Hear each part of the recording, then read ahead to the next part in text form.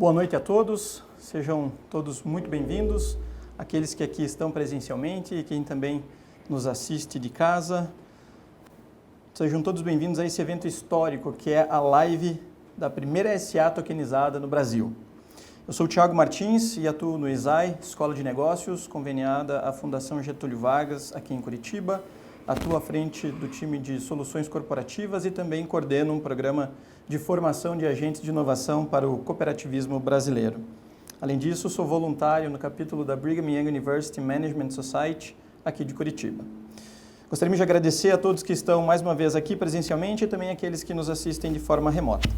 Nessa live nós vamos abordar 3 assuntos principais, assuntos super importantes: inovações legais, liberdade para empreendedores e empresas e, é claro, blockchain. O formato, para que a gente possa aproveitar melhor esse evento e entender como ele vai funcionar, nós faremos em 4 blocos. Nós teremos 3 palestrantes e esses 3 palestrantes serão distribuídos um em cada bloco. E ao final nós teremos um bloco de debate. Então nós teremos 3 blocos, em cada bloco um palestrante e ao final um bloco de debate. Nós vamos iniciar com o Michel Vitali, CEO da Trust Digital. O Michel ele possui formação em administração com ênfase em análise de sistemas pela FIA São Paulo, possui especialização em certificação profissional em blockchain e digital assets pela Berkeley University of California, em engenharia social pela ADP, course em gerenciamento de processos aplicado a projetos de TI pela Campus Information Communication Technology, e ele executou projetos de TI e treinamentos para a Volkswagen China, Argentina e Argentina. Além de elaboração de cursos de extensão, palestras e treinamentos de marketing para universidades e entidades não governamentais, como SESC Paraná, CIEE, Faculdade FAI, UTFPR e UFPR. CEO da Trust Digital, segurança jurídica e blockchain para a tokenização de ativos reais, a primeira SA tokenizada no Brasil. E atualmente também atua como líder do Grupo de Trabalho de Tecnologia e Inovação no Fórum Permanente do Ministério da Economia. Em seguida, nós vamos ouvir então o Matheus de Toledo, CLO da Trust Digital, advogado com 29 anos de experiência em estruturação de negócios, modelagem e exposição de criptoativos. E por fim, vamos finalizar essa parte, esse bloco de apresentações, com o Sr. Edivan Miranda, da Secretaria Especial de Modernização do Estado da Presidência da República, que compete na assistência direta ao Presidente da República no desempenho de suas atribuições, especialmente na formulação de propostas e na edificação e na definição, na avaliação e na supervisão das ações dos programas de modernização do Estado. O Sr. Edivan é mestre em Administração Pública pela Universidade Federal de Goiás, especialista em Gestão Pública pela Universidade de Brasília, pós-graduado em Direito Administrativo e Constitucional pela Faculdade de Tecnologia e Equipe Darwin e possui especialização com habilitação em Finanças e Controle pela UFRJ, Universidade Federal do Rio de Janeiro. Para darmos início ao nosso primeiro bloco, eu convido então Michel, o tempo é seu.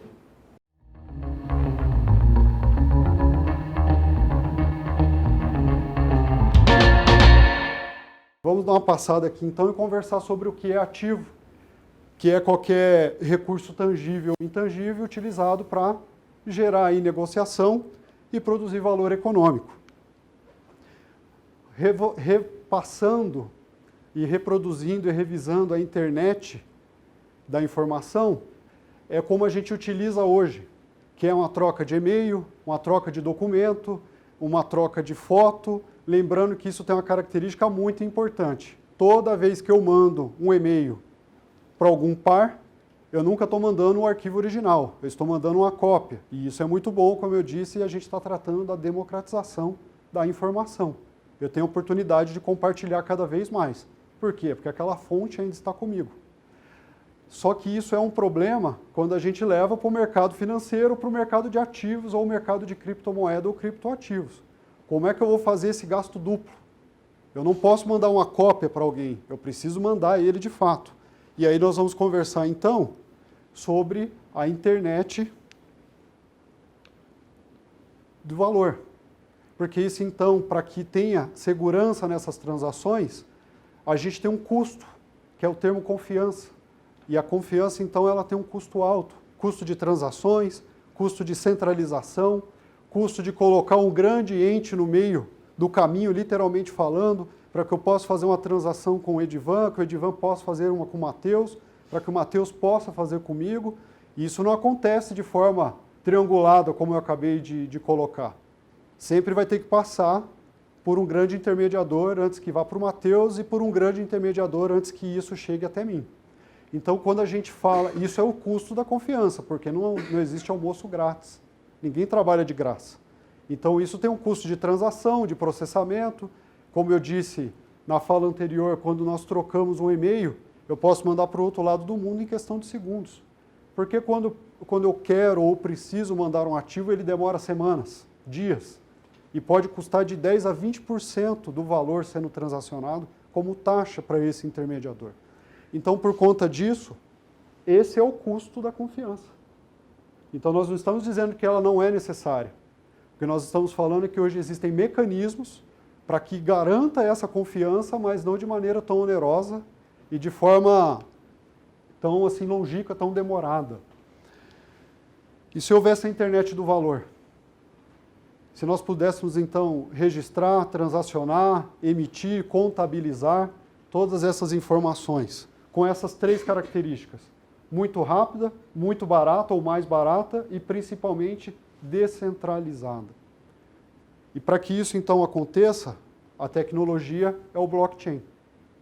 Porque o blockchain nós estamos conversando, então, de um grande livro-razão, um livro-razão global, único, onde eu não preciso ficar fazendo, então, como o Edivan falou, cada departamento às vezes precisa conversar, tem que se provar, trâmite muitas vezes de documentação, de assinatura, eu sou eu, não é mesmo? Então nós estamos falando como o GovBR, por exemplo, que nós vamos dizer que é uma porta de entrada única para o governo, quando se trata de blockchain, é um livro-razão único, onde todos esses registros estão contabilizados ali naquele local. A grande diferença e característica dele é porque ele é um livro-razão global, porém processado, com o seu processamento de forma descentralizada. Também continua sendo de forma global, mas qualquer pessoa, então, que instalar aquele software, ele consegue, então, se plugar na rede, que é esse livro-razão global, e ele serve, então, como o minerador, o processador de todas essas transações. Ele precisa ter todas essas transações dentro ali do processamento dele, lembrando que elas são todas criptografadas, então ele não tem acesso, poder, autonomia ou visualização daquilo, apenas processamento. E só usando aqui alguns nomes comuns para que fique claro para quem está nos acompanhando, tanto aqui quanto remoto, o Matheus poderia ser um, o José da Silva poderia ser outro, e todos eles também têm esse livro-razão global dentro do seu equipamento, e eles estão ali processando, emprestando, fornecendo processamento para tudo isso acontecer.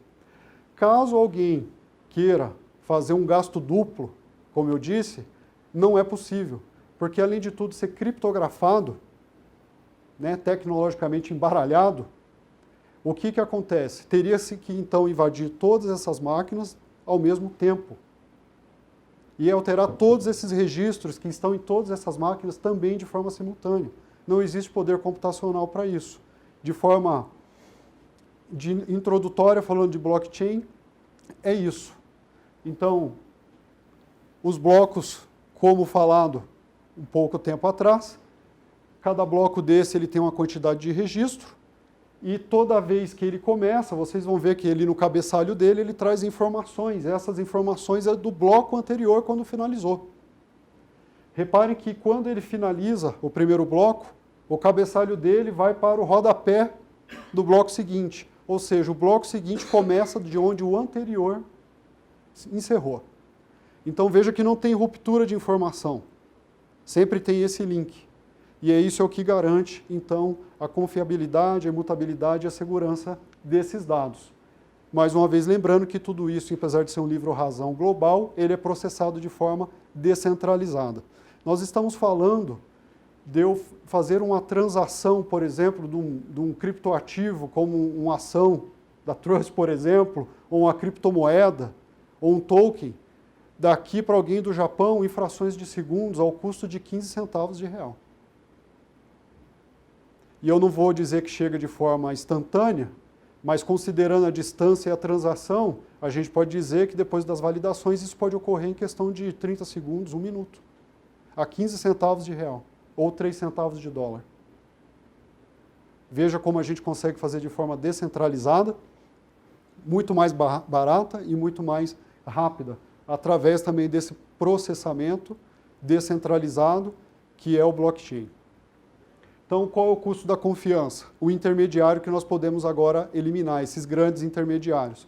Então, ao invés de nós começarmos a fazer uma pergunta qual é o custo da confiança, como, por exemplo, ter que se deslocar ao cartório para bater um carimbo, por exemplo, né, ter que dizer que eu sou eu, sendo que já está tudo ali registrado, nós deixamos de trabalhar com essa frase de forma interrogativa e começamos a falar ela de forma afirmativa. Confiança, como o Matheus falou, transações P2P, pessoa a pessoa. Esse também é um evento que nós fizemos a digitalização dele no sentido de que as entradas daqueles que estão aqui presencialmente, elas foram tokenizadas, que é o Trust Session. A gente diz então que é o primeiro evento tokenizado do Brasil, no sentido que é o primeiro ingresso então digitalizado via blockchain. Todos vocês receberam, aqueles que estão aqui, para quem estão nos acompanhando, remoto, todos os que estão aqui receberam então, para que depois devolva e faça esse registro de que tiveram aqui presencialmente. E essa foi uma transação P2P. Eu consegui mandar para o Xavier ali de forma direta, não passou por intermediários. Ah, mas e você falou que tudo isso é feito, Michel, de forma descentralizada com processamento, de fato. Então veja que a descentralização total não existe, né? No sentido de que não é P2P de forma muito direta. Porém, ela é muito mais rápida, barata, confiável, imutável, segura. Então, a transformação econômica parte de tudo isso que nós ouvimos de forma tão bem explicada e de forma tão excelente como o Matheus falou. O posicionamento do governo, de como o Edivan explicou, independente de qual seja, né, o governo atual, mas como está trabalhando na questão de que tem que funcionar, nós acreditamos. É literalmente a inversão da pirâmide. Né? Como o Edivan disse, é o Estado, é a pessoa confiando no Estado. Não é o Estado tendo que, né, confiar no cidadão o tempo todo, prove, né? É você está errado até que prove o contrário. Como o Matheus falou, você está certo até que prove o contrário. Correto, Matheus? Essa é a leitura, não é mesmo? Principalmente nas transações P2P, que é aquilo que está acordado entre Matheus e eu, entre Matheus e Cogiarides, por exemplo, é sagrado, vamos usar essa palavra, está pactuado. Vocês sabem o acordo que fizeram. E ainda podem, então, registrar em tecnologia blockchain para usar isso para transacionar. É essa liberdade que nós estamos falando. A tokenização de ativos, de maneira introdutória, é representar, então, um ativo real em ativo digital utilizando tecnologia blockchain. E aí o que nós podemos fazer é a tokenização ou a representação digital desse ativo real. Nós preferimos, não é, Matheus? Falar dessa forma, para que não fique de forma tão técnica e fique mais palpável, mais usual no dia a dia, porque inovação no nosso conceito não é fazer aquilo que até então ninguém fez. É fazer de maneira melhor, mas que todos possam aplicar. Se ficar restrito a poucos, não vai fazer muita diferença, deixa de ser inovação, no sentido amplo e literal da palavra. Então, o que a gente pode fazer é representar um ativo como o empreendimento imobiliário, um contrato de acordo, como eu mencionei, por exemplo, entre Matheus e Cogiarides, um exemplo, ou até mesmo ali metais preciosos, e representá-lo de forma digital com estruturação e segurança jurídica, principalmente. Diminuindo volatilidade, como tem as criptomoedas, e aumentando em muito a garantia de liquidez, mitigando riscos. Essa é a grande vantagem da tokenização e de criptoativo. A outra característica do blockchain é que nós conseguimos fazer esse mesmo processo de digitalização desse ativo real, porém de forma fracionada ou cotas, como vocês preferirem. O importante é que vocês entendam e absorvam a informação. E aí eu faço aqui a sinalização, colocamos uma tag, que é sempre dessa maneira que nós vamos trabalhar, porque isso permite democratizar. E isso é muito importante. A gente está deixando de falar de investimentos, por exemplo, que a cota ou o ativo era de 3 milhões de reais, um exemplo, ou que você vai lá e investe, e se você não tem, fica para a próxima, para pegar esse mesmo ativo de 3 milhões de reais, de maneira estruturada, juridicamente, tecnologicamente, financeiramente, ela gere resultado para todos. Originador, emissor e quem está adquirindo aquele investimento. E aí a gente pode falar, então, ao invés de um ativo de 3 milhões de reais, por exemplo, em vários ativos de 100 reais, de 100 mil reais. Veja como democratiza. Veja como faz sentido agora a gente ter mais acesso a investimentos. E isso muda toda a regra do jogo e toda a dinâmica do jogo. Porém, de forma estruturada legal e juridicamente, com segurança, com lei de liberdade econômica e com transparência. Porque no blockchain não tem nada oculto. Muito pelo contrário. E isso que é o interessante de tudo isso. Então, quem adquirir esse token, como eu expliquei, terá participação no negócio ou no ativo que aquele token ou aquele ativo digital ou aquela fração digital de um ativo real está representando. E, por fim, o ponto que é muito importante é aquela necessidade de eu não tenho que ir no cartório, eu não tenho que bater um carimbo aqui, eu não tenho que pegar um selo de ninguém. Como assim? Né? Que é, de forma metafórica, como eu expliquei, as pessoas, o ser humano tem isso. Ele consegue ter ele buscar essa liberdade de forma ambígua, né? Que ele busca muito pela liberdade, o tempo todo, eu quero a minha liberdade. Na hora que ele alcança a liberdade, ele sente como estivesse ali inerte, né? Eu estou solto. E aí ele procura, então, um ponto de apoio que é se acorrentar. Né? Que é o ponto, mas não tem que ter um cartório? Mas como assim? Então, essa digitalização e essa tecnologia permite tudo isso. E aí, então, pegando toda essa expertise de que nós temos, que o Matheus tem e domina tão bem, que a equipe na Trust tem e domina tão bem, conseguimos estruturar e transformar um ativo, porque a ação ordinária é um ativo real, que pode ser negociado, que por incrível que pareça, e nós respeitamos isso, tem pessoas que, na teoria e na prática, deveriam entender que uma ação ordinária é um ativo. Porque foi nos perguntado e não tem problema nenhum esse tipo de pergunta. Nós temos algumas perguntas para fazer e aprender também. Mas foi nos perguntado por que tokenizar uma ação? Justamente, para ficar mais rápida, mais barata essa transação, fazer tudo o que o Matheus falou, e porque também é se permitido. O livro de registros de ações hoje é permitido. E a inovação é tão grande na instrução normativa, e o Matheus vai poder nos ajudar muito mais no nosso aqui bate-papo, que já vai acontecer, onde a empresa escolhe como e que tecnologia ela vai utilizar para registrar, não é mesmo? Desde que ele seja imutável, transparente e de confiança. E seguro. Olha a inversão. E é um ponto que não é mais facultativo, é facultado juntas comerciais aceitarem, vindo da instrução normativa do DREI. Então, isso é uma situação interessante.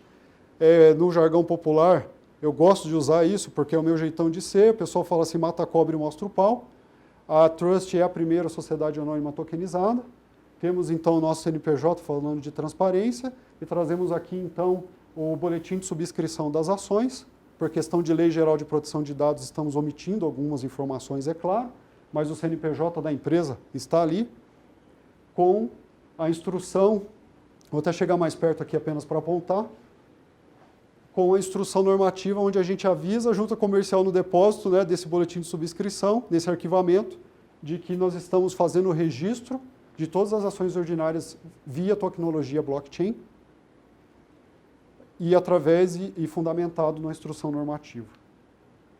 E aqui nós temos a assinatura eletrônica, fazendo um gancho com o que o Edivan falou, com o que o Matheus falou também, e principalmente ali o selo com a questão de processo, número de validação, NIR e todas as informações onde demonstram de fato que existe um arquivamento da Sociedade Anônima da Trust na Junta Comercial do Estado do Paraná e foi informado e validado com a instrução normativa do DREI de que ações ordinárias são tokenizadas, se tornando então a primeira ECA tokenizada do Brasil.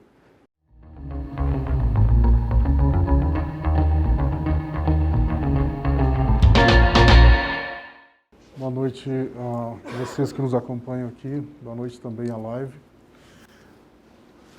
A gente acostuma com a máscara e às vezes até para deitar já ainda está com ela. Mas como o Michel já introduziu, nós vamos falar um pouquinho sobre os aspectos legais que dizem respeito a essa nossa estruturação. Nós temos vivido alguns momentos em que no nosso dia a dia a gente já está tendo disrupções. E essas disrupções elas nos trazem algum desconforto. É natural que a gente esteja acomodado num certo conformismo, num conformismo da regra em se fazer alguma coisa a partir de uma receita. É muito cômodo eu pegar uma receita e executá-la. Até eu que não sou lá essas coisas na cozinha, se eu pegar uma receita, um videozinho do YouTube, alguma coisa a gente vai lá e faz.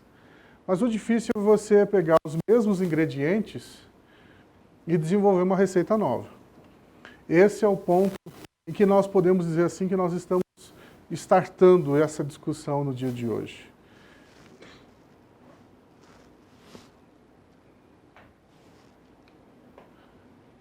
O primeiro ponto que eu gostaria de destacar, lógico, de uma maneira muito sucinta, é que nossa sociedade, obviamente, ela é estabelecida em cima do direito.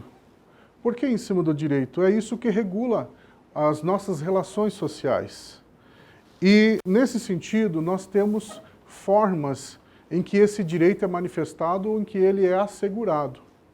Então, por exemplo, essa teoria é uma das teorias mais basilares do direito, é a teoria da forma. O princípio das formas em que você pode exercer um direito.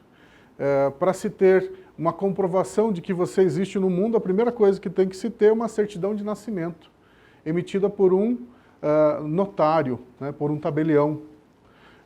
Para que se prove a existência de uma empresa no Brasil, por exemplo, hoje, ainda, vamos colocar aí entre parênteses, né? Ainda nós precisamos de uma certidão da junta comercial, nós precisamos de colocar esses documentos arquivados na junta comercial e assim por diante. Para se transferir um imóvel, a forma correta é uma escritura pública, é uma matrícula.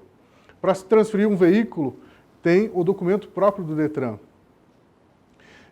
E nós, como sociedade brasileira, nós viemos sempre a partir das receitas prontas.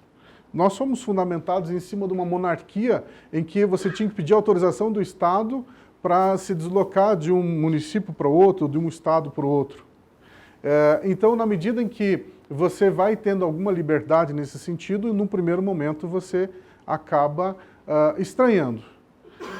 E esse princípio que regra as formas em que nós vamos ter a manifestação do direito, ele determina, por exemplo, que aquilo que não tiver naquela forma é nulo. Então, se porventura eu comprei um veículo, mas não fui lá no Detran e não transferido para o meu nome, em tese aquele negócio não existiu. Eu vou ter que arranjar um monte de outras coisas para comprovar aquele negócio, porque ele tem que passar por lá. Mas o contrário também é verdade. Naquilo em que o Estado, num Estado democrático de direito, naquilo que o Estado não determina uma forma, eu tenho liberdade, então, para exercer o meu direito da maneira que assim eu, na minha manifestação de vontade, colocar com o meu parceiro, com a pessoa com quem eu estou fazendo uma transação, um negócio, ou seja lá o que for. E é nesse sentido que nós podemos verificar principalmente as inovações. As inovações dificilmente acontecerão na forma, mas a partir de algo fora desse formato. E aí, posteriormente, então, se for necessário, vai se adotar uma forma específica para aquilo. A Lei de Liberdade Econômica, ela é uma lei recente, apesar de que esse princípio da liberdade já é, no nosso caso, um princípio constitucional. O princípio da livre iniciativa, o princípio da livre manifestação de vontade, é um direito civil há muito praticado no Brasil, mas parece uma novidade muito grande para a gente, em que uma lei diga o seguinte: olha, você pode contratar da forma que você quiser, e naquilo que a lei não determinar um efeito contra terceiro diferente, vale para vocês dois até mesmo alguma coisa que seja específica. Você não precisa seguir a regra geral da lei. Então, quando a gente vê esse tipo de regulamentação, que é uma desburocratização do Estado em relação aos aspectos privados, a gente começa a se perguntar qual é a validade disso. E aí, nós partimos para alguma interpretação que, de repente, nós temos que voltar ainda lá para o direito romano. Essa regra inter partes que o direito romano chama de pacta sunt servanda, quer dizer, aquilo que eu contratar com alguém é lei. Não me interessa se alguém vai dizer o contrário, se a própria legislação geral disse alguma coisa diferente. Se eu assumir um compromisso, aquilo é lei entre essas duas partes. Agora, essa liberdade tratada pela legislação nova, pela Lei de Liberdade Econômica, ela partiu de um princípio que para nós é um pouco esquisito, por assim dizer. Notem que toda vez que eu apresento um documento, eu estou provando algo. Mas imagine que se para eu justamente ter o contrário, em que uma manifestação de vontade seja questionada, aí sim eu tenho que apresentar uma prova. Repetindo, nós vivemos num momento, num estágio de desenvolvimento de relações em que, para eu provar, para eu manifestar uma vontade, eu tenho que dizer que aquilo efetivamente está acontecendo. E deveria ser justamente o contrário, em que se deduz que aquele negócio que você está fazendo é legítimo. E a Lei de Liberdade Econômica trouxe um aprofundamento nessa liberdade como um princípio de boa-fé objetiva.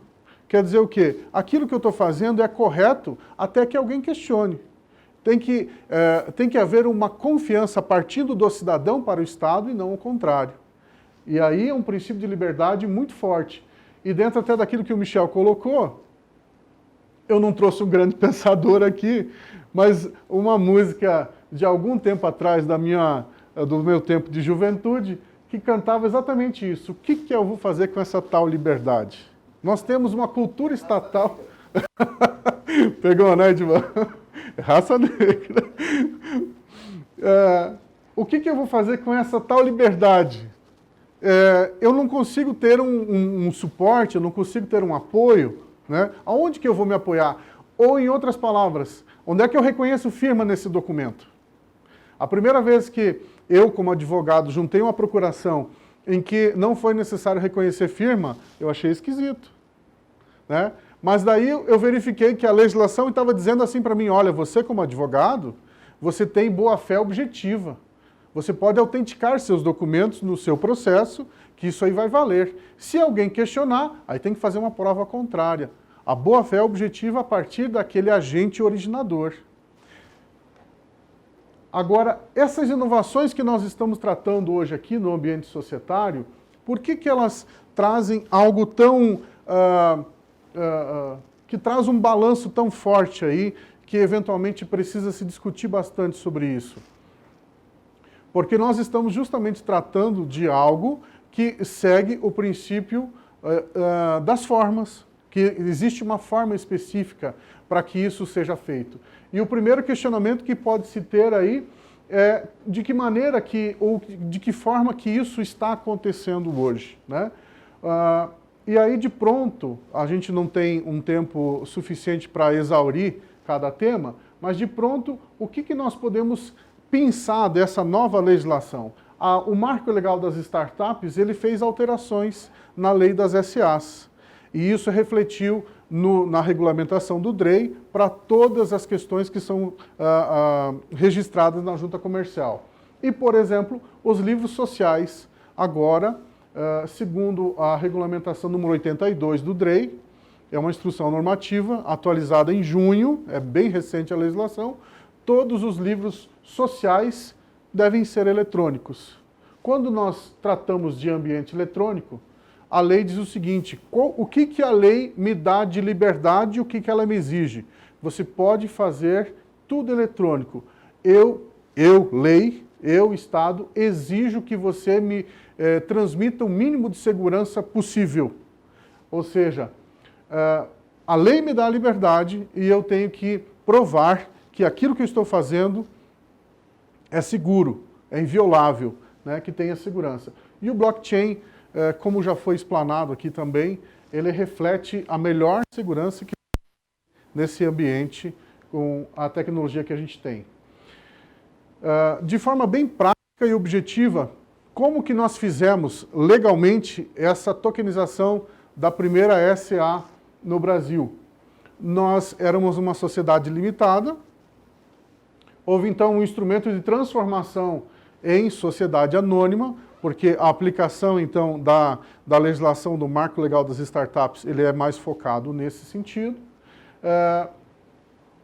Uma inovação que também foi trazida para o ambiente das juntas comerciais é que eu também posso agora registrar no próprio documento constitutivo logos e outros elementos gráficos, como, por exemplo, fluxogramas, demonstrações até de patente. Se eu quiser colocar alguma coisa ali, eu posso colocar, antes era texto puro, né?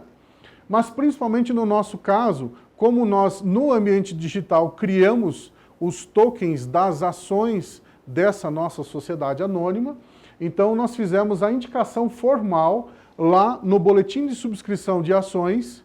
Nós indicamos formalmente aonde que estava registrado, aonde que estavam registradas as nossas ações, qual o contrato, qual o web link que tem acesso para aquilo, e de maneira então formal isso ficou registrado na junta comercial. Esse foi o procedimento dentro da formalidade. Agora, o que nós recebemos com isso então? O que nós podemos colher? Quais os frutos a partir dessa tokenização? Nós temos transferências, averbações, onerações das ações, tudo de forma eletrônica, mas principalmente com esse registro a partir da rede blockchain. Então, nós temos o sistema, na verdade, ele é híbrido.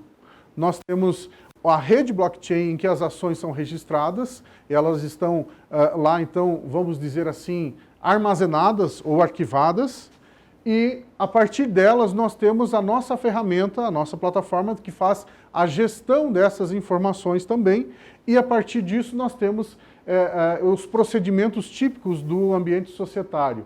Novas emissões nós podemos fazer por lá também. A distribuição dos resultados eles podem se dar dentro do mesmo ambiente da plataforma, inclusive através de criptoativos. Essas ações elas são nominativas, então nós estamos dentro de todos os aspectos legais e não temos nenhum tipo de ações circulando como ações ao portador. É bom que se deixe claro isso, para que não tenha nenhum tipo de dúvida ao final. E a geração dos relatórios, desses livros sociais, daquilo que se tem dentro do armazenamento do contrato inteligente. Outra função que nós temos nessa gestão, rapidamente falando, funding, como foi dito aqui também, antecipação de recebíveis e tudo mais. Essa nossa plataforma, trabalhando dentro do ambiente blockchain, ela faz a gestão, então, atendendo esses aspectos todos, tanto da legislação, quanto do estatuto de acionista e as deliberações da Assembleia Geral. Nós temos aqueles aspectos que levam a questionamentos ou utilidades em que a gente pode se ter aí com essa tecnologia sendo aplicada ao ambiente societário. E de maneira bem resumida, também aqui apenas a gente registrou segurança, transparência, publicidade, governança, auditoria, agilidade na operacionalização, mobilidade e as transações P2P, é a grande novidade nesse sentido. E apenas para registro, essa é uma legislação antiga, notem, é de 1976. Essa é a lei das SAs e é um texto original. E ele diz que o que deve se prezar, mesmo numa companhia de capital fechado, é a circulação dos ativos. Nós cremos que estamos justamente atendendo a esse espírito da lei, nessa agilidade e nessa facilidade com a gestão dos ativos no ambiente societário. E para a reflexão, e esse é um tema que a gente com certeza vai retomar, até porque tem surgido muito estudo e muito debate a respeito disso, é a inovação do Marco Legal das Startups, em que se delegou a legislação está delegando à CVM a regulamentação de uma dispensa ou uma modulação de aspectos burocráticos ou aquilo que também foi registrado aqui, aquilo que é um dos fatores que mais impedem o acesso a crédito, o acesso a financiamento das empresas no Brasil, que é o intermediário. E esse é um ponto de reflexão que a gente pode deixar para um segundo momento, e com certeza nós teremos outras pessoas também participando conosco aqui, debatendo sobre esse assunto, porque é algo que ainda está em construção. Obrigado pela atenção de vocês.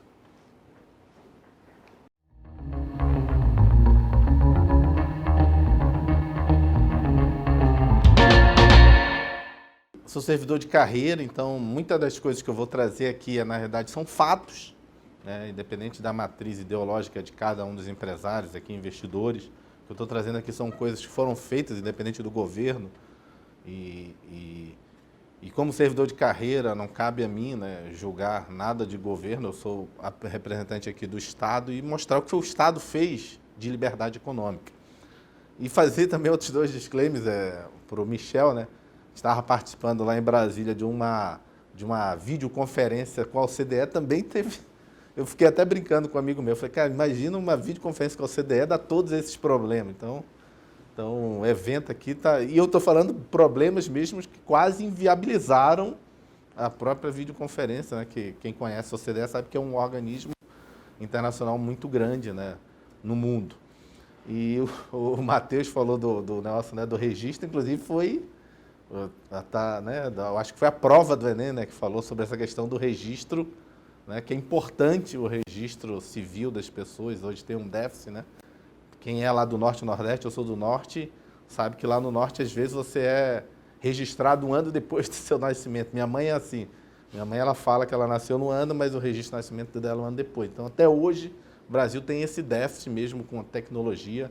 E já parabenizando aqui e agradecendo, Michel, Matheus, por, né, me convidar por esse painel de debate, que trazer um pouco o que o governo fez para que se chegasse, inclusive, né, a Trust, né? Porque, na verdade, podemos até dizer que a Trust é um filho, ou sei lá, alguma coisa que o governo quis desde 2019, né, que o próprio presidente fala de tirar o Estado do cangote do empreendedor, para que você chegasse ao nível hoje que a gente tem dessa proposta aqui que a Trust está trazendo aqui para vocês. Eu trabalho especificamente na Presidência da República, na Secretaria Especial de Modernização do Estado. Trabalhava antes no Ministério da Economia, de onde eu sou servidor de carreira, na área justamente de micro e pequena empresa. E aí agora, no final, o Matheus até falou sobre a questão de crédito, que envolve também a questão do Trust. E só um dado, hoje nós temos, né, as micro e pequenas empresas do Brasil, que corresponde a 99% das empresas, que empregam aí, com certeza, nos seus últimos dados, porque eu fui para a presidência, mas mais do que 50% dos empregos de carteira assinada. No mercado de crédito, 99% das empresas só pegam 7% desse crédito. E aí tem até aquele velho ditado que o banco só dá ouro para quem tem prata. E a Trust, eu acho que vem nesse sentido também, né, de tentar facilitar esse mercado de crédito nesse modelo de negócio. Acho que não passou aqui, não. Pode passar aí?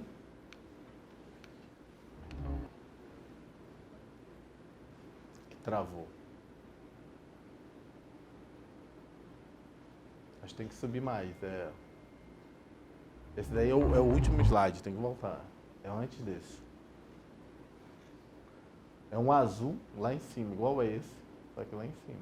Volta um pouco, mal. Mais um pouco. Mais um pouco.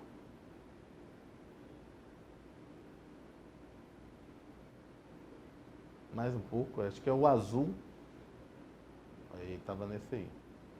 O anterior é o... Acho que agora vai. E quando nós falamos de liberdade econômica, e isso foi, né, o mote desde 2019, a primeira coisa que surge quando você fala assim, ó, tirar a burocracia de cima do empreendedor. A primeira coisa que surge são vários movimentos, né, e aí organizações não governamentais, sindicatos, o que for, dizendo, não, deixar solto vai dar problema. E hoje a gente tem um índice mundial, né, um índice global chamado Índice de Liberdade Econômica, feito por uma fundação chamada Web3 Foundation. E ela monitora, né, igual você tinha anteriormente, foi descontinuado, o Doing Business, que é um indicador global de facilidade de fazer negócios no mundo. E aí você compara os países. E esse estudo que eu trago aqui inicial, antes de entrar especificamente o que é que foi feito desde 2019 no governo em relação à liberdade econômica, é mostrando que quanto mais um país caminha para a liberdade econômica, mais os índices, né, que são criticados. Olha, se você liberar muito, vai ter desmatamento. Se você liberar muito, a desigualdade social vai aumentar. Se você liberar muito, vai ter desemprego. Então, todo esse discurso, eu até brinquei com o Michel, falei, é igual o discurso da produtividade. Todo mundo fala que aumento de produtividade ou introdução de novas tecnologias, né, no mercado de trabalho vai causar desemprego. Mas se você pega, né, economicamente, os dados mostram que quando está aumento de produtividade, você tem um aumento de emprego. Quando você tem um aumento de produtividade ou aumento de novas tecnologias, você acaba que realocação de empregos, acaba melhorando a qualidade daquelas alocações. E aqui você tem o índice de liberdade econômica, que a cada ano aí que você pega aí, que é o GDP, que é o PIB, quanto maior a liberdade econômica, maior é o PIB desse país. E aí você vai vendo os outros, tem como passar aí? Acho que não. Travou de novo.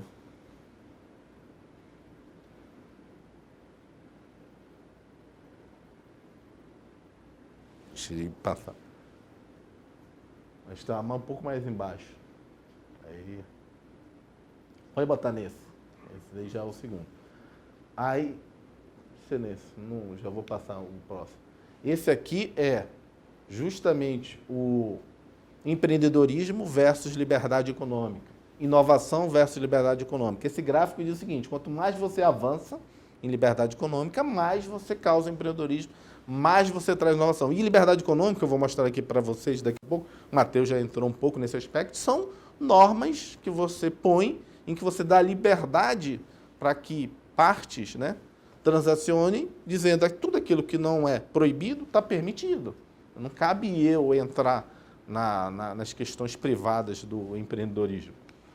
Você tem meio ambiente, que era a principal crítica quando surgiu várias legislações de liberdade econômica. Não, se você começar a desburocratizar, começar a tirar legislações, você vai começar a ter um desmatamento. E aí, países, isso daqui são indicadores de países, índice de desenvolvimento humano, se você liberar, vai virar um capitalismo selvagem. Mas mostra que quanto mais você libera, né, o potencial empreendedor, o potencial criativo das pessoas, mais o desenvolvimento humano, né? Quanto mais livre o verde ali, que é o maior liberdade econômica, maior é o índice de desenvolvimento humano. E o índice de desenvolvimento humano cabe ali dentro segurança, saúde, educação, ou seja, você aumentou, quando você liberou a própria sociedade para empreender, né, para se tornar empreendedora, aumentando o próprio, né, poder dela de melhorar a sociedade como um todo, do nível social.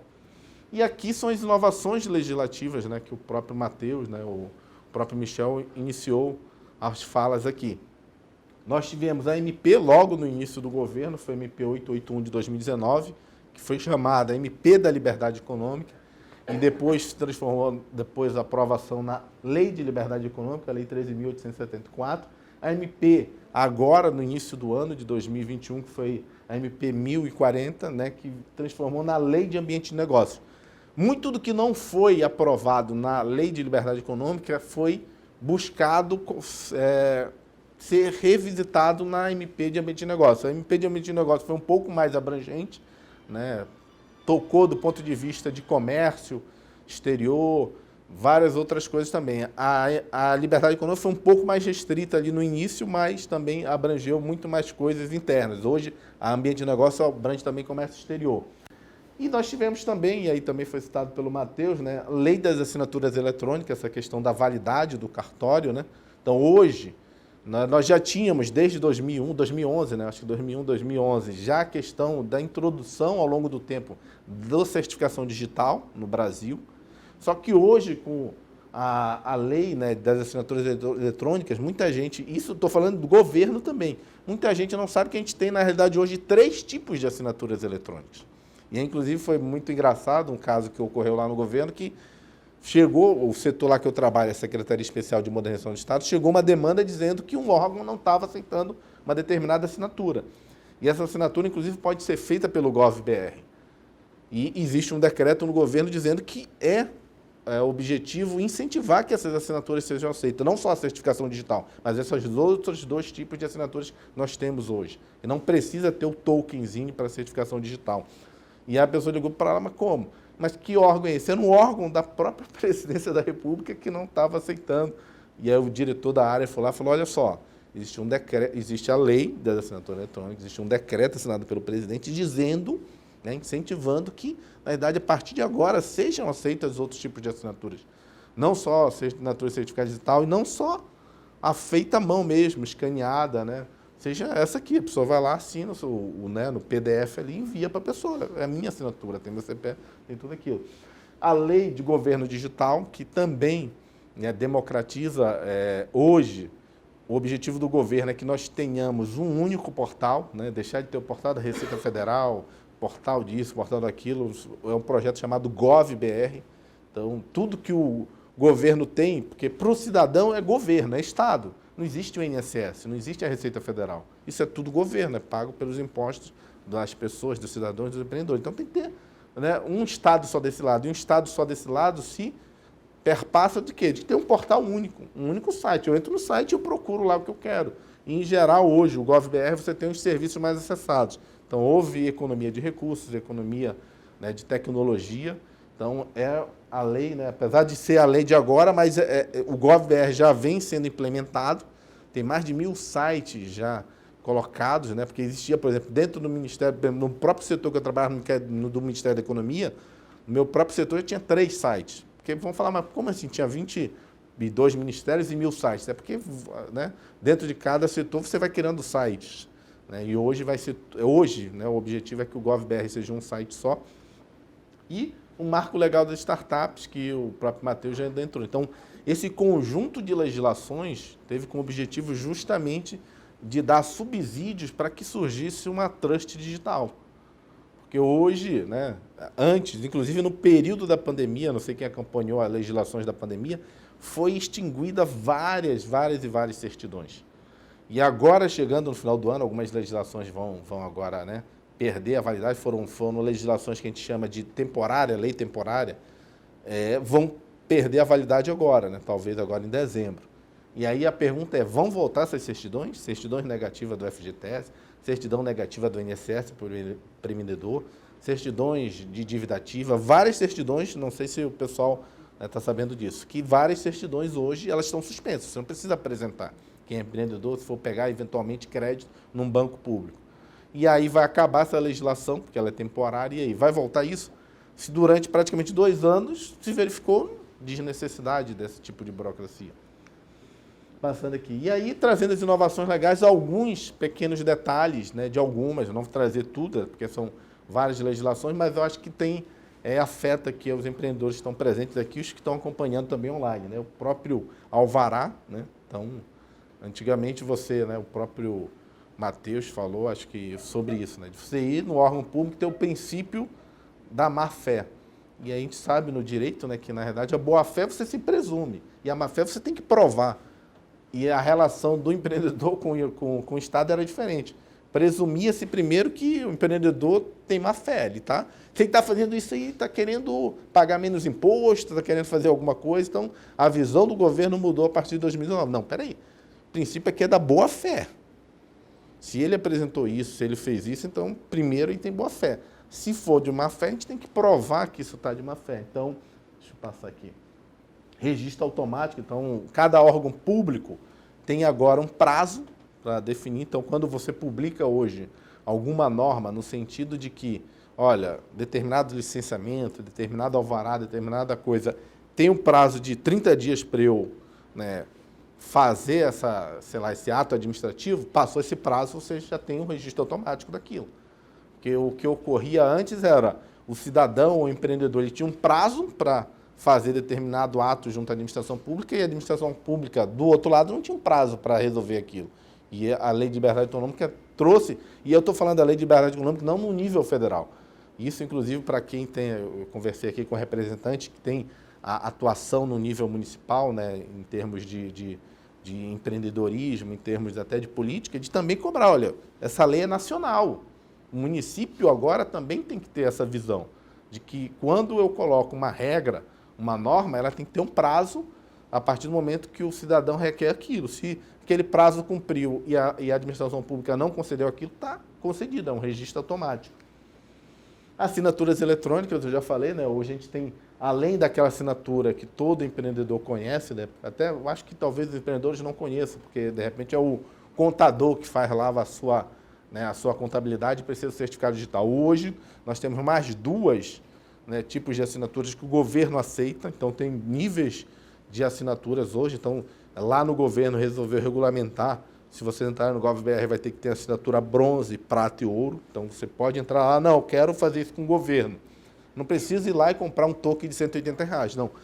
Fornece um conjunto de informações aqui, porque hoje você consegue abrir uma conta corrente com seu celular, bate foto, me dá o link do seu Facebook, pega a sua carteira de motorista, faz isso. Você abre uma conta no banco, porque o Estado tem uma estrutura de tecnologia, não pode, né, validar um empreendedor, um cidadão que está relacionando com ele. Então, hoje você tem esse tipo também de verificação. Então, ok, eu quero transacionar com o Estado a esse nível. Ok, então me presta mais informações, né, igual um banco faz para mim hoje numa corretora, uma conta. A partir daí, ok, a partir do momento que tu usar essa senha, você pode até fazer o seu imposto de renda, pode fazer o que você quiser com o Estado. Então, os novos níveis de assinaturas. E no dia 6, né, e aí vocês estão sabendo antecipadamente, né, spoiler disso, no dia 6 de dezembro agora, né, lá na Presidência da República, vai ser lançado não, já foi lançado, foi instituída a política de modernização do Estado. E nessa política você tem 5 eixos.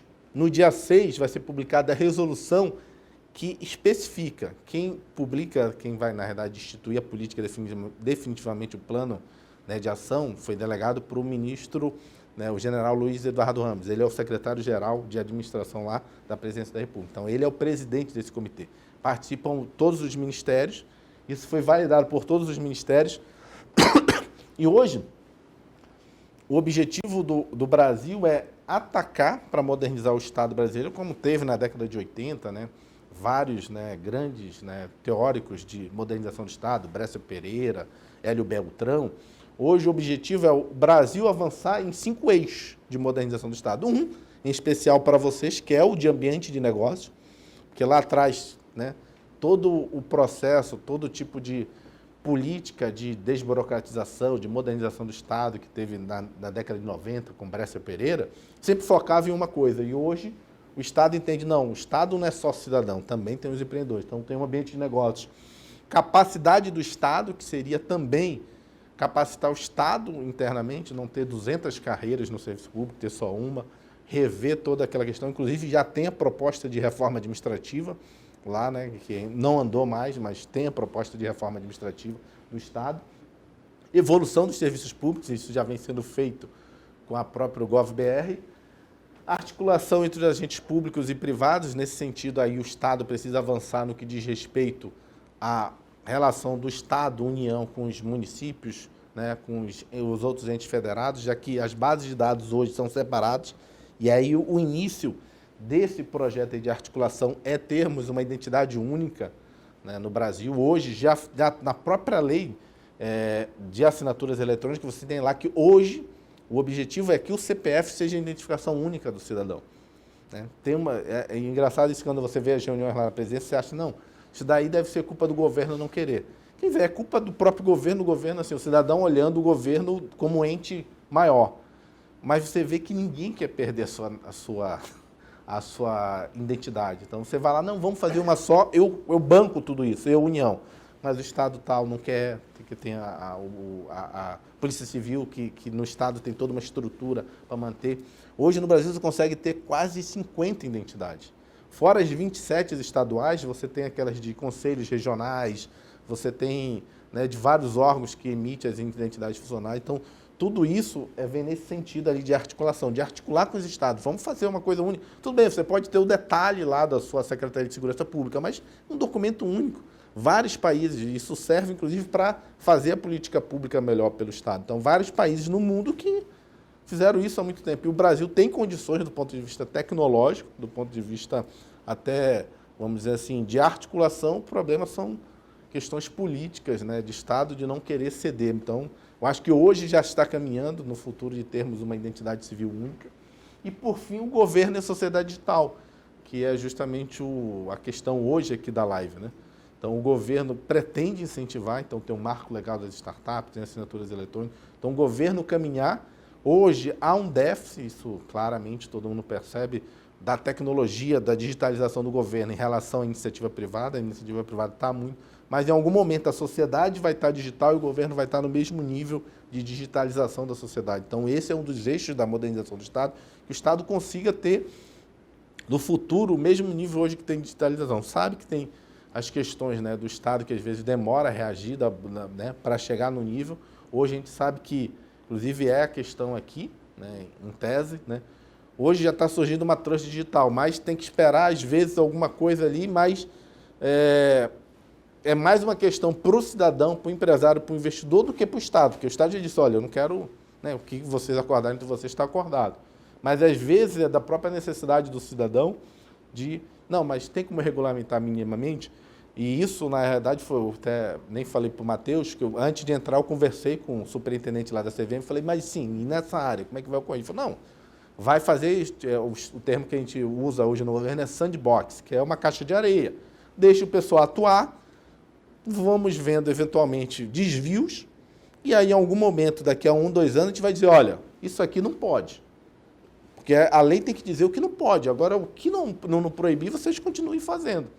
Então, no futuro não, hoje no governo, já existe sandbox no Banco Central, existe sandbox na CVM, existe sandbox na SUSEP. O que é sandbox? Caixa de areia, tradução do inglês, né? É uma caixa de areia.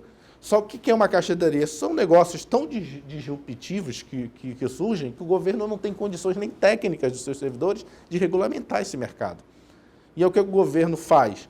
Eu olho esse mercado, deixo eles numa caixa de areia ali, fazendo os negócios, o que não está proibido. Em algum momento eu vou ver, não, isso aqui foi muito para cá, vi que isso aqui pode prejudicar como um todo e tal, o minoritário, a pessoa ali. E aí eu crio, sim, aí a norma, né, como regulador, dizendo, olha, isso aqui não pode. Porque o objetivo do Estado, numa liberdade econômica, é o dizer o mínimo que não pode. Não dizer tudo o que você tem que fazer, tu só pode fazer aquilo que está previsto em lei. Não. O que você não pode fazer é isso. Aí daí em diante você faz. Então, né, respondendo, né, para o Matheus, que a gente tinha pedido, tem como conversar com alguém da CVM? E até fiz um convite pré-antecipado para ele, olha, vai um dia lá numa live com o pessoal lá de Curitiba para, né, tirar as dúvidas dos empreendedores lá. Eu acho que esse aqui já foi, né? Então era isso que eu queria trazer, mostrar para vocês o que é o governo. Dia 6 vai ser lançado a Política Nacional de Modernização do Estado. O nome da política é Moderniza Brasil. Inicialmente, ela vai ter uma previsão de 2 anos, esse plano de ação, então, pegar 2022 e 2023, né, independente de... Como é uma política de Estado, como eu falei, eu não estou defendendo aqui, né, nenhuma matriz ideológica, uma política de Estado, então, a gente não está visando, né, lançando para 2023, visando nada, é uma política de Estado, não é uma política de governo. Então, o objetivo aqui é que ela fixe 2022, 2023, 2023, né, fazer uma revisão dela, né.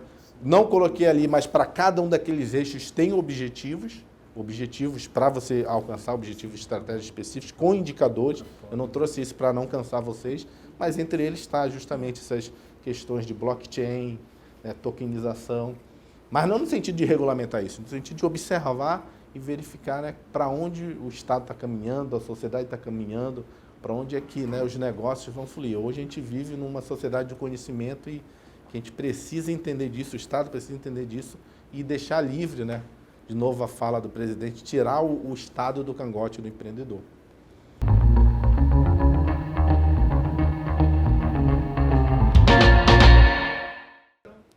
Vou convidar aqui agora, então, para o nosso palco, para que a gente possa iniciar o debate, o Michel, mais uma vez, para estar conosco, Matheus, por favor, e Edivan, por favor, fique à vontade. Preparei aqui, inclusive, algumas perguntas para nós, para conversar um pouquinho sobre aquilo que vocês já explanaram muito bem e depois nós abrimos também para a plateia para que possam fazer algumas perguntas. Bom, já foi falado durante a exposição, vocês trataram do tema de forma excelente e falando sobre inovação, inclusive, é algo que é um tema muito, além de ser relevante, gostoso de falar. Mas eu gostaria que vocês pudessem aprofundar um pouquinho melhor sobre a explicação de não se tratar de ações do portador. Em se tratando de uma operação P2P, a primeira conotação que pode se ter de forma equivocada é que poderia ser uma ação ao portador. Não é. Ela é totalmente disponível, mas o que é a diferença entre uma ação ao portador e uma disponibilidade de ação? Numa ação ao portador, em tese, quem está com aquela ação embaixo do braço, né, é dono da ação, independente de quem seja. Então não se tem identificação. No nosso caso, que a gente deixa muito claro, todas as nossas ações são nominativas. Onde que elas encontram essa caracterização? Justamente na plataforma de gestão. Ali é que é realizado o KYC, o Know Your Customer, né? Ou Know Your Partner, que qualifica todo o acionista. Então a ação é nominativa ao acionista e ele tem essa disponibilidade de transação com ela a partir de realização do KYC na plataforma. Ou seja, a transparência ainda é maior, como foi já explicado por todos vocês. Exatamente. Muito bem, muito obrigado. Edvan, você falou sobre liberdade. O que de fato é a Lei 13.874, Lei de Liberdade Econômica? Você poderia explanar um pouquinho mais para nós, por favor? Na verdade, sim. Eu gosto de falar o que o presidente falou, porque na verdade é isso, né? Tirar, né, o estado do cangote do empreendedor, porque se você pegar todos os artigos incisos, o tempo todo é no sentido de menos Estado, né, e mais o cidadão. Mas e se a gente for pegar os fundamentos da Lei de Liberdade Econômica, né, o próprio Matheus já trouxe, né, na palestra dele, é retomar a origem do nosso direito. O nosso direito, a base dele é romana, né, é da pacta sunt servante, né? Você está pactuado, você é servo daquilo que você pactuou com a outra pessoa. Mas mais do que isso, o fundamento da própria Lei de Liberdade Econômica é a própria Constituição. A própria Constituição, né, no início dela, já fala que é livre a iniciativa de qualquer pessoa. É um dos fundamentos da nossa República. E no artigo 170 da Constituição, que é o artigo que fala justamente, né, da ordem econômica, também traz isso. Só que durante muitos governos você ficou com medo de dizer a verdade para o cidadão. Dizer, na verdade, sim, você tem boa fé em relação a mim. Eu não preciso ficar cobrando isso de você. Acho que demorou, né, de chegar alguém e dizer, não, vamos regulamentar o que já está posto na Constituição, que é livre a iniciativa de qualquer pessoa. Que a ordem econômica, né, ela é para todo cidadão. Todo mundo pode exercer qualquer profissão até que venha uma lei que restrinja, né? Então, na verdade, a Lei de Liberdade Econômica, o que é na prática é tirar o governo do cangote do cidadão, fazer com que nós voltamos a ter, né, a origem do nosso direito brasileiro, que é o direito romano, né, dizer pacta sunt servante, e mais do que isso, né, deixar com que, como eu mostrei nos gráficos, que a liberdade econômica traga ganhos que a gente achava que teria com a intervenção do Estado na propriedade privada, na economia. A gente percebeu que esse modelo de Estado mais interventor, do Estado mais, né, na vida do cidadão, controlando inclusive outros aspectos da vida do cidadão, não traz ganhos de índice de desenvolvimento humano, de empreendedorismo, de inovação. A gente viu, né, e aí não querendo dizer que é fruto do atual governo, fruto dessas políticas, mas será que a Trust Digital teria nascido se não tivéssemos um marco legal de startup, uma lei de liberdade econômica, a instrução do DREI? Então, essa pergunta que fica. Eu já respondo. Não estaríamos com ela tokenizada aqui hoje. Importante isso, porque você precisa criar, além de segurança jurídica, segurança psicológica, para que as pessoas possam despertar o seu potencial criativo, inclusive, e trabalhar em cima dessas questões que ainda são novas, né? Potencializar a criatividade, para que você possa não criar bloqueios, né, comportamentais de quem vai trabalhar com isso. Muito bom. Obrigado, Edvan. Pode-se dizer que as SAs tokenizadas seriam precursoras ou marco legal de um novo mercado? E aí? Essa é uma pergunta muito boa. Quer começar, Matheus, enquanto eu troco aqui de microfone?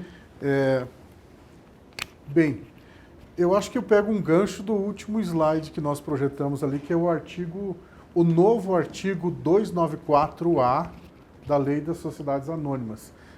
Eu já decorei esse artigo.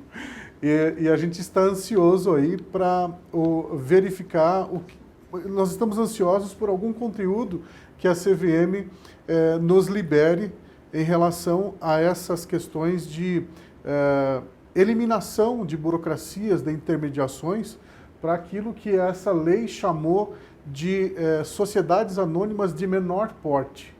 É interessante, mas nós não estamos falando de microempresa e empresa de pequeno porte. Nós estamos falando de empresas que faturam até 500 milhões de reais por ano. E é uma massa de empresas aí extraordinária e que essa lei, de certa forma, também está jogando no nosso colo e no colo da CVM aí uma responsabilidade de dizer assim, ó, dá um jeito de tirar os entraves para esse pessoal ir para o mercado de capitais, né? E eu acredito então que sim, esse novo formato então que tem acontecido, que a legislação das sociedades anônimas tem tirado então um pouco desse peso da burocracia e da regulamentação, vai sim trazer uma novidade de mercado e principalmente suprir eventualmente alguma coisa que a própria CVM vai identificar no seguinte sentido: para eu tirar uma exigência, de certa forma você precisa se apresentar com boa fé. Qual que é a sua boa fé? Nesse caso aqui, o que é uma sociedade anônima digital, né, tokenizada, está apresentando? Qual que é a boa fé dela? Ela está dizendo assim, ó, todas as minhas ações estão registradas num ambiente totalmente imutável, seguro, transparente, e a minha gestão societária e econômica financeira, inclusive se for o caso, toda ela está transparente aqui para qualquer investidor que queira entrar e investir no meu negócio, de forma direta, sem intermediação. Então, Tiago, se você... Repita a pergunta, por favor. Se pode-se dizer que as SAs tokenizadas seriam precursoras ou marco legal de um novo mercado? As duas. Podemos dizer que são as duas coisas. Legal. Muito bem. Muito obrigado. Bom, a gente fala muito sobre novo mercado, para isso é necessário de volta, né? Um novo modelo mental. A gente tem vivido revolução em função da tecnologia e visto muitas coisas acontecendo, principalmente com a pandemia, em que muitas coisas se avançaram em pouquíssimo tempo. Do ponto de vista, e com isso as regulações, como o próprio Divan abordou, né, que agora pode ser que volte, certidões, enfim, mas do ponto de vista do regulador, o que a tecnologia blockchain pode suprimir ou solucionar para o mercado 4.0? O Matheus, acho que ele vai gostar de responder. Eu acho que é no mesmo sentido da indagação anterior, ou da questão anterior, que qual que é o papel do regulador ou do intermediário? Eu vou pegar o gancho daquilo que o Michel colocou na exposição dele. É transmitir uma segurança. Eu vou fazer um negócio e vou lá reconhecer firma para que aquele negócio que eu estou fazendo com você tenha um terceiro dizendo o seguinte, olha, realmente essa é a assinatura do Matheus e eu estou te transferindo, por exemplo, um determinado bem, né? Esse intermediador, ele está fazendo esse papel de conferir a segurança. O papel da CVM, o papel do Banco Central do Brasil, assim como os mecanismos estatais do governo federal, tem justamente essa função, que é dizer o seguinte, olha, pode confiar nessa empresa aqui, pode confiar no patrimônio dela, nos investimentos que ela tem, que a gente auditou, né, vamos colocar dessa maneira, a gente auditou, a gente verificou os números dela e realmente essas pessoas são de confiança, a empresa é séria, né? Existe CNPJ, né? Ela está legal lá. Então, tem esse papel. Na medida em que o Estado mesmo verifica que aquilo que está sendo exigido é pesado para algumas empresas que são consideradas de menor porte, e diz assim, olha, verifica o que pode tirar disso. Ao mesmo tempo, a CVM, na sua responsabilidade de reguladora, e o Banco Central também, mas nesse caso especificamente a CVM, ela vai fazer essa análise dizendo o seguinte, tá bom, eu vou tirar esse intermediador que dá a segurança. Mas de que maneira que essa empresa vai me transmitir a segurança? Então, nós vemos que o blockchain, essa tecnologia, ela, no conjunto de todo esse arcabouço também jurídico-legal, ele traz essa segurança para que, pode-se dizer que o regulador, a CVM, o Banco Central, possam confiar mais na empresa que está adotando uma transparência maior. Esse é o propósito. Deixa de ser a internet da informação e passa a ser a internet do valor, né? Exatamente isso. Excelente. E Edivan, você até trouxe ali na sua fala uma abordagem muito interessante, falando que talvez lá dentro mesmo, né, houve a questão de uma assinatura que não foi aceita. Como que isso tem sido percebido lá dentro? Como o Matheus colocou, né, na verdade, o grande objetivo do governo como todo, dos órgãos reguladores, é no sentido, a gente pensa primeiro será que a questão de má-fé, isso já passou, né, o atual governo, né, nesse momento não, a boa-fé já está presumida. A má-fé, o governo tem que provar que o cidadão ou o empresário está de má-fé. Isso é uma coisa. A outra coisa que o regulador, eu estou falando do órgão estatal como um todo, ele tem é de proteger a sociedade. Então, na verdade, muito do que surge é mais no sentido de, por exemplo, no mercado de capitais, é proteger o minoritário, né? Para que não surjam, não queria nem falar isso, mas tipo, não surjam pirâmides, né? E aí quebra e você tira a confiança, né, do cidadão no mercado acionário. Então, na verdade, sim, grande parte do que o governo faz, às vezes, de legislações, é porque você não tem, como o Matheus colocou, tecnologia para dar confiança.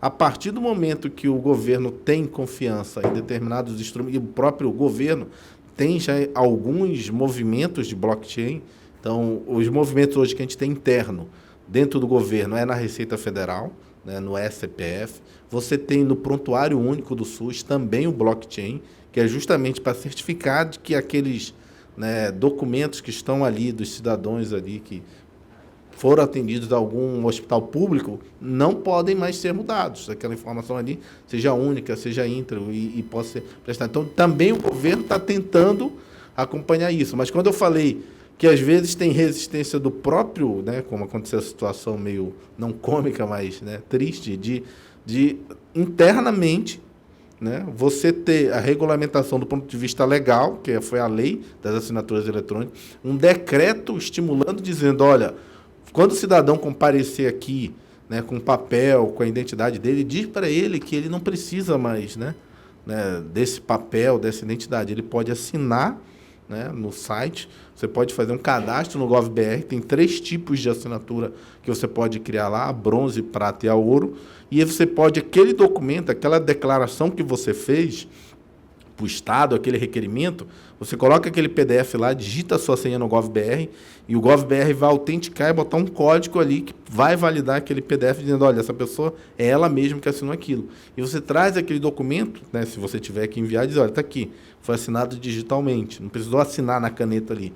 Mas mais do que isso, você poderia enviar para uma outra pessoa esse documento, se você não precisar lá. Ou no caso, como o governo está tentando se digitalizar, então no futuro, né, você não vai, hoje, você não precisa ir a alguns órgãos públicos para tirar carteira de vacinação. Então, você vai precisar de alguns tipos de documentos que você vai ter que comprovar. E aí você vai assinar e escanear? Não, você vai lá, nesse tipo de assinatura que você fez, vai validar, ler a sua assinatura, criar a sua senha ali, e aí aquele próprio, né, site do governo, o GovBR, vai validar aquilo, vai criar um código, um blockchain, um registro dizendo, olha, essa assinatura foi feita nesse dia, nesse horário, não tem como mudar, esse documento é esse documento mesmo. E aonde você comprovar no órgão público, vai lá, lógico que tem né? E aí tem até um ditado, né, nesse segmento, dizendo que, às vezes, a transformação digital é muito mais cultural do que de tecnologia. Exatamente. Porque no governo também é assim, na sociedade é assim, no governo também é assim. Certamente, muito obrigado. Eu tenho mais 3 perguntas, pessoal, tá? E aí, depois a gente vai abrir para vocês. Nesse sentido, já falando sobre a questão da transformação digital, que é muito mais uma transformação cultural, um modelo mental que a gente precisa trazer para as pessoas, porque muitas vezes o novo assusta. Quais são as expertises e pilares de serviço que vocês da Trust oferecem para que possam trazer essa segurança, eu diria até? Essa é uma pergunta boa. A Trust, como nós costumamos conversar com os nossos pares e com o mercado, ela está baseada em 3 pilares de engenharia. Engenharia jurídica, financeira e tecnológica. A engenharia jurídica por conta da estruturação e a segurança daquele ativo, porque não é simplesmente pegar um ativo como ele está de maneira analógica, vamos dizer assim, e simplesmente fazer a digitalização dele. Então, esse é um papel fundamental e importante. Existe um termo, quando nós falamos de tokenização e na área de tecnologia, que a gente chama de GIGO, G-I-G-O, que é Garbage In, Garbage Out. Ou seja, Se a gente coloca ali uma coisa mal estruturada, que o garbage é lixo, né, vai sair lixo. Então, a tecnologia, por mais que ela seja maravilhosa e tenha essa sensação tão boa no mercado, não é jogar uma coisa ali que vai sair, né, uma coisa ruim que vai sair uma coisa boa. Então, essa estruturação jurídica é fundamental. Só que ela exige conhecimento, expertise, muita análise e desenvoltura. Acho que eu posso usar essa palavra, Matheus, que acaba se transformando de fato na engenharia jurídica, se assim pode se dizer. E pode-se dizer isso com certeza. A engenharia financeira é porque não é simplesmente falar, olha, eu tenho, a gente sempre usa esse exemplo, pelo menos eu, para ficar mais tangível possível. Eu brinco muito e falo assim, eu tenho essa mesa aqui e ela é de mogno, eu tenho muito carinho por ela e eu quero tokenizar porque eu quero vender no mercado o token da mesa, por exemplo. Quanto? R$1 milhão. Não, mas espera aí. Por que você chegou nesse valor? E aí vai fazer todo um estudo em cima daquele ativo. Só que ele pode trazer uma informação, e de novo, de maneira didática aqui, falando, mas veja bem, teve o artista XYZ que é o mais reconhecido no mundo e ele não só dançou, sambou e fez um show aqui em cima. Falou, opa, então agora já tem outro valor em cima disso. Então veja que exige uma engenharia financeira também por conta do asset valuation, né, que é a avaliação do ativo, mas também como ele vai gerar valor para o negócio e para as partes. Porque, como eu disse na questão triangular, no sentido de que o originador do ativo, o emissor, que é a trust, e aquele que vai adquirir no mercado, ele tem que gerar efeito jurídico, no caso de segurança, e financeiro para todas as partes. Ou seja, é ganha-ganha, não é ganha-perde, o último apaga a luz. Então, por isso se envolve a tecnologia e engenharia financeira. E engenharia tecnológica na questão de tokenização. Os meus pares, meus colegas de profissão, assim como eu, nós somos apaixonados pela tecnologia, com certeza, mas pouco se fala da gestão do ativo, da governança, do governance desse ativo. Então, não é simplesmente estruturar ele de maneira jurídica, tokenizar e falar, olha, está aqui num pendrive, né? Boa sorte. E precisa se fazer a gestão disso, como o Matheus falou também. Um exemplo, quem adquiriu aquele ativo, que é o KYC, que é o Know Your Customer, ou, como os advogados falam, e o mercado aplica, a qualificação. Um nome, RG, CPF, quem é você, Edivan, mas me diga que você é você mesmo com a sua assinatura eletrônica. Nós reconhecemos uma transação mediante senha pessoal, como outras tecnologias que tem no mercado. Então, a gestão desse ativo digital também é muito importante. E aí o que a Trust precisou fazer, literalmente foi obrigado a fazer, assim como outras empresas, é que você não vai até ali do outro lado da rua e encontra uma ferramenta para contratar que vai fazer a gestão desses ativos. A gente pode dizer que é um RP/CRM de ativo digital ou do token.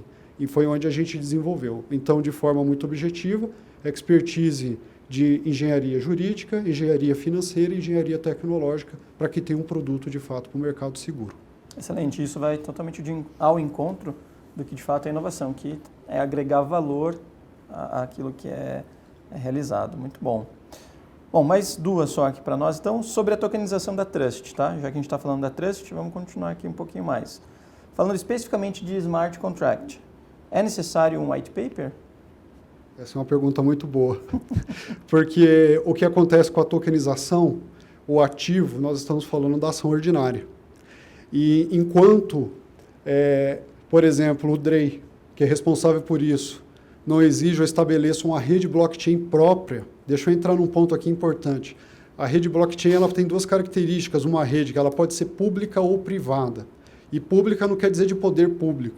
É aquela que é permissionada, que qualquer um consegue ver, assistir, olhar, é uma vitrine, né? Literalmente falando. As coisas estão acontecendo e a gente consegue assistir. E a privada é como se fosse internet e intranet. Acontece ali dentro da empresa por uma razão específica. Enquanto o DREI e as juntas comerciais não trabalharem, rodarem todo o seu sistema em cima de uma rede blockchain própria, seja pública ou privada, nós não estamos falando de tokenização de uma ata de constituição, um boletim de subscrição ou simplesmente um contrato social de uma limitada, por exemplo. Que isso seria, então, um contrato inteligente regendo tudo. Quem é Matheus, quem é Michel, quem é Lucas, onde mora, que efeito que isso gera, porque eles ainda não aceitam. Mas até onde pode se aceitar, como as ações ordinárias, foi feito. logicamente que o acordo de acionistas e o efeito de que isso gera, participação de dividendos, isso sim, que é um acordo, pode ser estabelecido através de um contrato inteligente, e toda vez que ocorre um gatilho, como, por exemplo, a entrada ou saída de dinheiro e de dividendos, aí sim esse contrato inteligente que a gente vai chamar de automação, que eu posso fazer um desenho como se fosse uma planilha de Excel com macro, vamos dizer assim. Acho que essa é a melhor definição do que é um contrato inteligente. Uma planilha de Excel com macro, que quando ele tem um gatilho, ele executa aquela função.